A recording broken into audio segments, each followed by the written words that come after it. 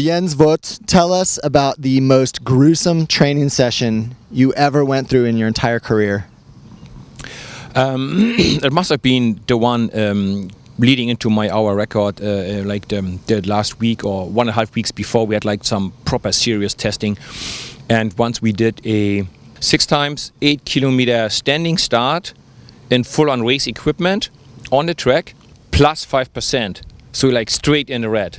And after the second one, and you only had like 2 or 3 minutes like active recovery break in between, so basically you just don't have time to like absorb the lactic acid. So man, after this first one, I was about to like throw the towel and go, look, I can't go back on the bike. I'm like, everything is just hurting.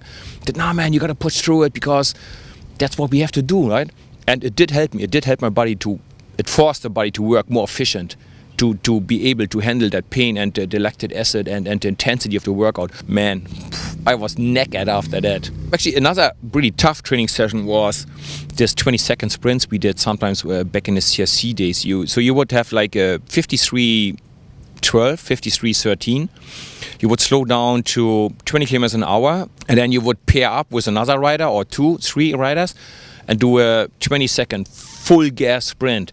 And you do a series of like 2 times 5 of them, and they just rip the life out of you. Nobody talked for half an hour. Everybody was just creeping along. Like, you know, we did like 21 kilometers an hour, like 50 miles an hour on the flats, you know, small chain ring 19. Everybody just tried to like come back to life. They were so hard. And when you do them like in January, February in a training camp, your body is just not ready for that sort of intensity, for that sort of impact. It's coming off the holidays. Yeah, they were super hard. They were so hard. But they gave you a lot of advantage. They made you progress quite fast. They make you, they help your body to like reach the next level. So it was good and efficient training, but just super brutal. During your career, which rider or riders would you say trained the hardest of everyone that you saw or trained with?